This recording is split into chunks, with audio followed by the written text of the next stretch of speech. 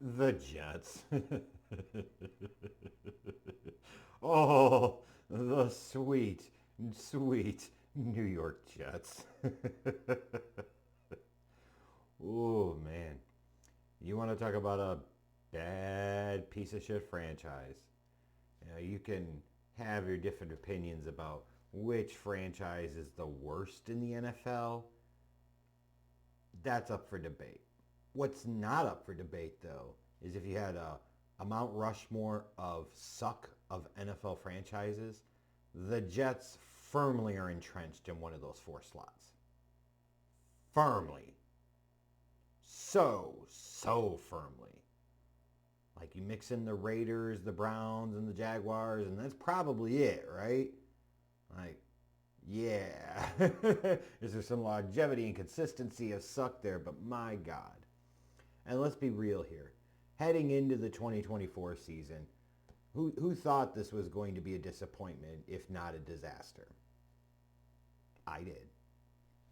Sitting there and hoping that Aaron Rodgers, at age whatever, 41, who is now 3 years away from his last MVP season, coming off an Achilles injury, was going to come back and have a vintage peak season. That was just delusion.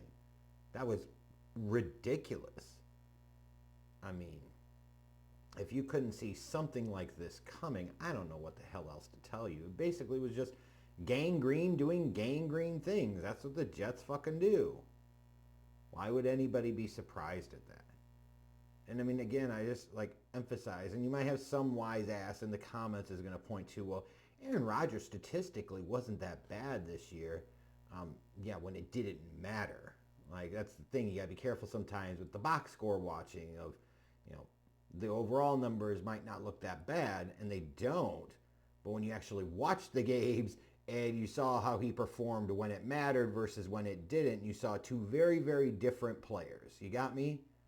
And like all of the distractions and drama that goes along with him. He's not showing up to mandatory practices, but he makes sure to make his appearance every week on the Pat McAfee show. Like, yeah, like he's off in your wacky conspiracy world and all this other dumb shit. Like, how exactly did you expect that this was going to go with Aaron Rodgers? I don't get it.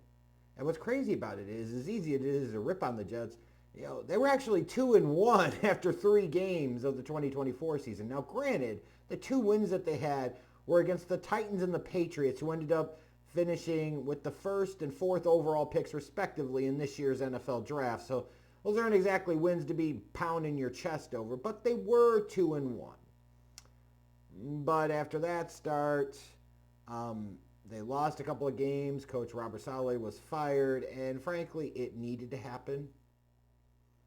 Like, just a lack of institutional control when it comes to Rodgers, the team just underproducing. Although, again, I would look at it and I would say, you know, when you bring in an Aaron Rodgers, you have to truly go all in. What about the Jets made you feel like they were going all in? So I was surprised when Saleh was fired, but Joe Douglas, the general manager, was not. Now, granted, he ended up being fired later once the team was 3-8. And the story about him was he talking to one of the coaches and he saw Woody Johnson's jet or helicopter coming in, whatever. He's like, well, if I'm about to get fired, it's nice working with you. And he got fucking fired. Like, that is fantastic. What a Jets type of story. They traded for Devontae Adams by the point that they did that, that was already too late. You should have done that before the season started. That was stupid. You know, and you look at this team defensively, like it's easy to blame the head coach, certainly. There's definitely some blame there. Easy to blame the general manager, certainly plenty of blame to go there. But they got 2 games out of Jermaine Johnson due to injury. You had the whole kind of off-season and early season melodrama with Hassan Reddick and his contract status, and then he comes back and he puts up one whopping sack. Perfect example of he showed up, but did he really show up? You only got 4 games out of C.J. Mosley due to injury. Like, these are 3 guys that you're looking at for various reasons to be big-time performers on that defense, and they were barely a factor. Like, Mosley doesn't even play a quarter of the season. Jermaine Johnson doesn't even play an eighth of the season. And Hassan Reddick, even though he technically played 10 games, he realistically didn't play a single one. Then you look at the offensive side of the ball, which is where there were plenty of problems. Their offensive line kind of stunk. Tyron Smith is washed up. He's done, right? And they couldn't protect Aaron Rodgers very well. They weren't great in terms of run blocking. They really struggled to run the ball consistently, effectively. You know, when you got a running back tandem like Breece Hall and Braylon Allen, you would expect that they would be able to run the ball better, and they just weren't, right? And, you know, you look at the Jets, and it was such a Jets thing to sit there as a team and be in this spot and, you know, knowing that Rodgers isn't the guy, knowing that they're going to be hiring a new general manager and a new head coach.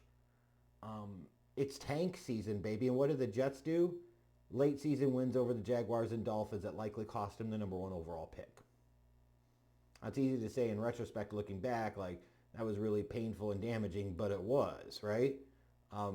Because the Jets going into the offseason with the number 1 overall pick feels a lot different than the Jets going into the offseason with the number 7 overall pick, preparing to move on from Aaron Rodgers and having no real answer at the quarterback position behind him. I would say this, though. They hired Aaron Glenn to be their new head coach, and Daryl Mogay is their new general manager. I don't like this trend or phenomenon we're seeing from NFL teams where the head coach is getting hired first and then the new GM is being brought on board. Like, no, this is not how it should fucking work. And you're seeing a lot of bad, dumb organizations do this shit, and people try to defend this. No, it's stupid. It will continue to be stupid. And if a lot of bad organizations are doing this, then that should prove to you just how really stupid it is. That said, though, like, you look at Aaron Glenn and you say, he was probably about as good of a fit as anybody for this job. Former Jets player. Curious to go back-to-back on the defensive side of the ball, especially if you're going to be bringing in a young quarterback. That's less than ideal in my opinion. But if they're looking for Aaron Glenn to build a culture, so be it. But wasn't Robert Saleh supposed to bring a culture as well? I thought that's what Saleh would bring, and he didn't, clearly. So how is Aaron Glenn going to be so much different? Well, there might be one instance or evidence that points to he could be a little bit different. Props to him for standing up to Aaron Rodgers and saying, you know, basically that I'm the fucking head coach and I run this locker room and I run this team. And if you want to be here, you're going to stop making these appearances and this and that. And Aaron Rodgers is well within his right to say, fuck you, I'll do what I want. No knock to him again for that, right? But I credit Aaron Glenn and the Jets front office for saying, no, this will not continue. If you're going to be the Jets starting quarterback, you're going to be fully the Jets starting quarterback. And if you're not willing to do that, that's fine, but we don't need you. We don't have to have you. Because if you say, well, what are you going to do without me? Well, we sucked with you, so what the fuck is the difference, right? It's a fair point. So props to them. They've got now about $20 million in cap space. They can save $30 million against the cap by either trading or releasing Davante Adams. Certainly we expect them to do that. Moving on from Aaron Rodgers, we'll see what that looks like. I'm assuming it'll be a post June 1st designation, but they're not going to have a ton of money in free agency. You know, the releasing of Davante Adams certainly won't hurt, but then you have to figure out the Aaron Rodgers piece. So this is a team that might be able to do a little bit in free agency, but probably not a ton. So they're really going to have to hit well in the draft. And, you know, you look at this team, the need obviously starts with quarterback. If you don't get the quarterback right, nothing else matters. And when you look at quarterbacks, whether they've drafted in round 1 or round 2 in recent years, it hasn't went well, right? For them at least. Mark Sanchez, Geno Smith, Sam Darnold, Zach Wilson. And yet here we are again looking for another young quarterback yet again for the Jets. It's like there's this weird correlation between hire the wrong head coach and make the wrong decision at quarterback, and your team will be one of the worst in the league consistently. The Jets!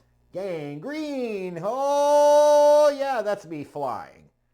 So somehow, some way, they've got to come out of this draft with a young quarterback that they could actually try to build this thing around. And until they do that, they're just not going anywhere. Don't be trying to trade for somebody else's quarterback. Don't be trying to sit there and con yourself into thinking, hey, we'll sign somebody like a Russell Wilson, or hey, we'll sign somebody like a Justin Fields and it will work out. It will not. It will not. Nothing more than bridge guys, and don't even waste your time with it at this point.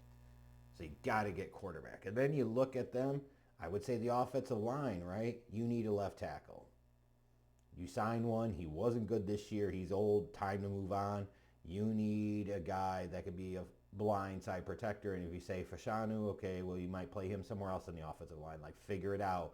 But you need a premier tackle on that offensive line. And then I would say a guard, too, right? Put him on the other side of Elijah Vera Tucker and Joe Tippmann. They need to address the trenches. Those trenches on the offense were really bad this year. They could use a better playmaking tight end for sure. And, you know, even though their defense is okay and certainly has some talent, like, they need some help, I think, of the linebacking core, especially inside linebacker. C.J. Mosley's in his 30s. Like, how much longer are you going to count on him, or are you even going to bring him back? Safety, defensive tackle, like, they really need help up the middle of that defense. But even if they were able to address the middle of that defense, right? It comes down to the quarterback of that offensive line. If you don't address that effectively this offseason, then what are we even doing here? And if you wonder if they are or not, like, until proven otherwise, they're the Jets. So you tell me how the fuck you think this is going to go.